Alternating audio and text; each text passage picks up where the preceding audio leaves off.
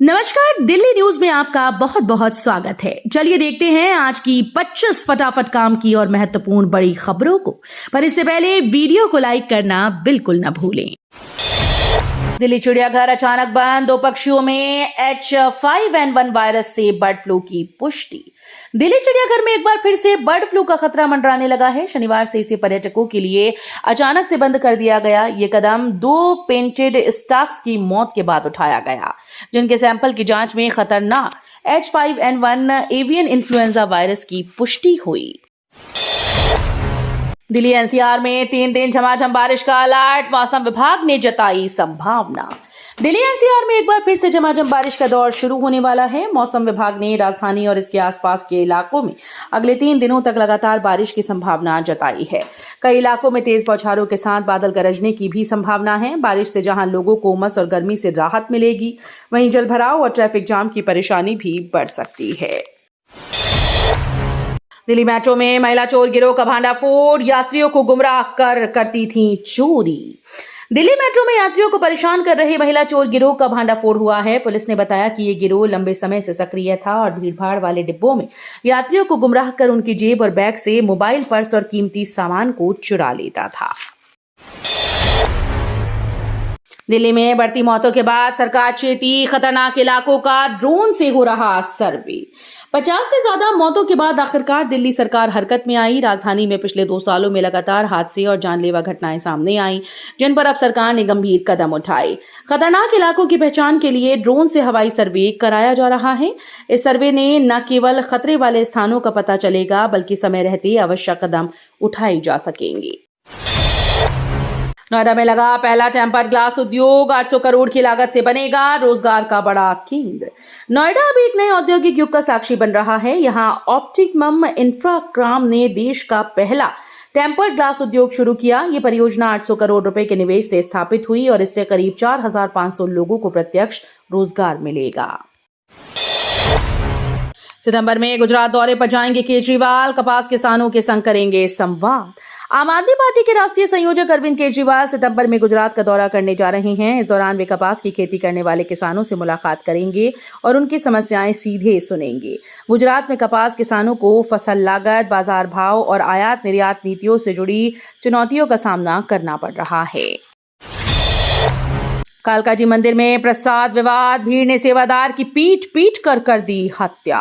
दिल्ली के मशहूर कालकाजी मंदिर से एक सनसनीखेज घटना सामने आई। प्रसाद बांटने को लेकर हुआ मामूली सा विवाद इतना बढ़ गया कि देखते ही देखते हिंसा में बदल गया। भीड़ ने मंदिर की एक सेवादार पर हमला कर दिया और बेरहमी से पीट कर उसकी हत्या कर डाली। घटना के बाद मंदिर परिसर में अफरा तफरी का माहौल बन गया। कालकाजी हत्या पर आतिशी कवार, सीएम रेखा गुप्ता से इस्तीफे की मांग। दिल्ली की राजनीति में कालकाजी मंदिर में सेवादार की हत्या के बाद माहौल गर्मा गया। विधानसभा में विपक्ष के नेता और आम आदमी पार्टी की विधायक आतिशी ने मुख्यमंत्री रेखा गुप्ता को पत्र लिखते हुए कहा कि राजधानी की कानून व्यवस्था पूरी तरह से फेल हो चुकी है। आतिशी ने लिखा कि अगर सरकार दिल्ली वासियों की सुरक्षा सुनिश्चित नहीं कर सकती तो मुख्यमंत्री को सत्ता में बने रहने का कोई अधिकार नहीं है। दिल्ली मेट्रो की सुरंगों में जगमग रोशनी, येलो लाइन के यात्रियों के लिए डीएमआरसी का नया plan. Delhi metro rail corporation ने यात्रियों की सुविधा और सुरक्षा को ध्यान में रखते हुए बड़ा कदम उठाया। अब येलो लाइन की अंधेरी सुरंगों में भी रोशनी होगी। डीएमआरसी ने नया प्लान तैयार किया, जिसके तहत सुरंगों में अत्याधुनिक एलईडी लाइटिंग लगाई जाएगी। दिल्ली की सड़कों पर लौटेंगी डबल डेकर बसेस, इलेक्ट्रिक अवतार भी मिलेगा नया सफर अनुभव। कभी दिल्ली की सड़कों की शान रही डबल डेकर बसेस अब नई इलेक्ट्रिक रूप में वापसी कर रही हैं। 1989 में पुराने वाहनों और सीएनजी बेड़े के चलते ये बसेस सड़कों से हट गईं, लेकिन अब दिल्ली परिवहन निगम इन्हें पर्यावरण के अनुकूल और आधुनिक सुविधाओं से लैस करके वापस ला रहा है। ईडी रेड पर भड़के सौरभ भारद्वाज, अमित शाह तक शिकायत भेजकर कार्रवाई की मांग। दिल्ली की राजनीति में एक बार फिर से ईडी की कार्रवाई को लेकर सियासत तेज हो गई। आम आदमी पार्टी के प्रदेश संयोजक सौरभ भारद्वाज ने अपने घर पर हुई ईडी की छापेमारी को लेकर गंभीर आरोप लगाए हैं। उनका कहना है कि रेड के दौरान एजेंसी के अफसरों ने गैर कानूनी तरीके अपनाए। कालकाजी हत्या मामले पर केजरीवाल का बीजेपी पर वार, कानून व्यवस्था को बताया नाकाम। दिल्ली के कालकाजी मंदिर में सेवादार की हत्या के बाद राजनीति तेज हो गई। पूर्व मुख्यमंत्री अरविंद केजरीवाल ने बीजेपी और केंद्र सरकार पर तीखा हमला बोला। उन्होंने कहा कि दिल्ली की कानून व्यवस्था पूरी तरह से चरमरा चुकी है और लोग असुरक्षित महसूस कर रहे हैं। टैरिफ बाधाओं के बीच भारत की अर्थव्यवस्था मजबूत, जीडीपी ने वैश्विक स्तर पर दिखाई ताकत। भारत की अर्थव्यवस्था ने एक बार फिर से मजबूती का परिचय दिया। वैश्विक चुनौतियों पर और टैरिफ बाधाओं के बावजूद देश का सकल घरेलू उत्पाद यानी जीडीपी उम्मीद से बेहतर प्रदर्शन कर रहा है। जीडीपी को किसी भी देश की आर्थिक सेहत का सबसे महत्वपूर्ण पैमाना माना जाता है, क्योंकि ये बताता है कि वस्तुओं और सेवाओं का कुल उत्पादन किस स्तर पर है। गर्मी से बचाव हेतु एशिया कप मैचेस का समय बदला। भारत पाक मुकाबला अब रात 8 बजे। एशिया कप 2025 में बड़ा बदलाव किया गया। अब टूर्नामेंट के 19 में से 18 मुकाबले पहले से आधा घंटा देर से शुरू होंगे, यानी अधिकांश मैच अब रात 8 बजे IST से खेले जाएंगे। आयोजकों ने यह फैसला खाड़ी देशों में पड़ रही तेज गर्मी को देखते हुए लिया, ताकि खिलाड़ियों और दर्शकों दोनों को राहत मिल सके। नोएडा में एनकाउंटर का सिलसिला। पुलिस ने ताबड़तोड़ कार्रवाई कर कई बदमाशों को दबोचा। नोएडा में पिछले कुछ घंटों के भीतर पुलिस और बदमाशों के बीच लगातार मुठभेड़ हुई है। पुलिस की ताबड़तोड़ कार्रवाई में कई कुख्यात बदमाश गोली लगने से घायल हुए और उन्हें गिरफ्तार कर लिया गया। अधिकारियों का कहना है कि ये बदमाश लंबे समय से फरार थे और वारदातों को अंजाम दे रहे थे। दिल्ली के 11 जिले होंगे MCD जोन के बराबर। प्रशासन और नागरिक सेवाओं में आएगी सुगमता। दिल्ली की मुख्यमंत्री रेखा गुप्ता ने बड़ा फैसला लिया है। अब राष्ट्रीय राजधानी की 11 जिलों की सीमाएं दिल्ली नगर निगम के जोन के अनुरूप की जाएंगी। सरकार का कहना है कि इस कदम से प्रशासनिक कामकाज में तालमेल बेहतर होगा और नागरिकों को लाभ मिलेगा। अश्विनी वैष्णव ने देश का पहला टेम्पर्ड ग्लास संयंत्र किया शुरू। सालाना होगी बड़ी उत्पादन क्षमता। भारत ने विनिर्माण क्षेत्र में एक और ऐतिहासिक कदम बढ़ाया है। केंद्रीय मंत्री अश्विनी वैष्णव ने देश के पहले टेम्पर्ड ग्लास विनिर्माण संयंत्र का उद्घाटन किया। ये संयंत्र न सिर्फ घरेलू मांग पूरी करेगा, बल्कि भारत को ग्लास उत्पादन में आत्मनिर्भर भी बनाएगा। दिल्ली NCR में गांजा तस्करी का भांडाफोड़। ओडिशा से खेप लाने वाले 3 गिरफ्तार। दिल्ली NCR में नशे के खिलाफ पुलिस को बड़ी सफलता मिली। नोएडा के फेज 2 थाना पुलिस, CRT और SWAT 2 टीम ने संयुक्त कार्रवाई करते हुए गांजा तस्करी के बड़े नेटवर्क का पर्दाफाश किया।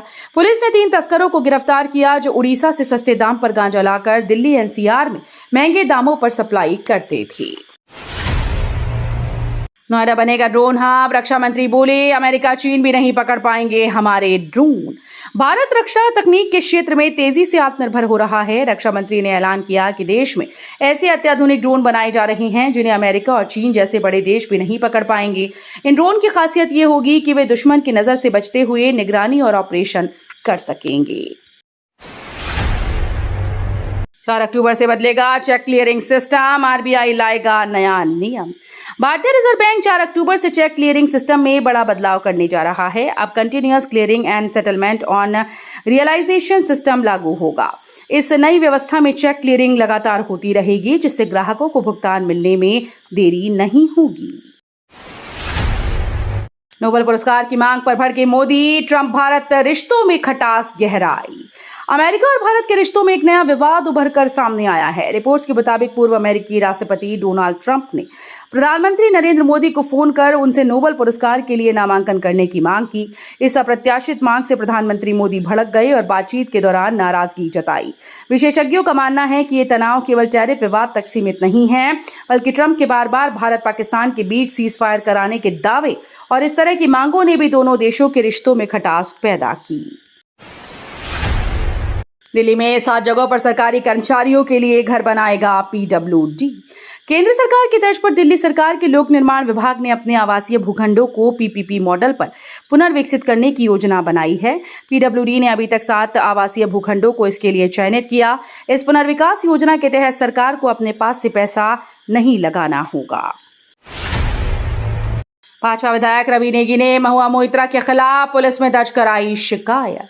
दिल्ली की राजनीति में नया विवाद खड़ा हो गया। भाजपा विधायक रवि नेगी ने तृणमूल कांग्रेस सांसद महुआ मोइत्रा के खिलाफ पुलिस में शिकायत दर्ज कराई। नेगी का आरोप है कि महुआ मोइत्रा ने केंद्रीय गृह मंत्री अमित शाह के खिलाफ विवादित बयान दिया, जिससे लोगों की भावनाएं आहत हुई। ये शिकायत दिल्ली के मधु विहार थाने में दर्ज की गई।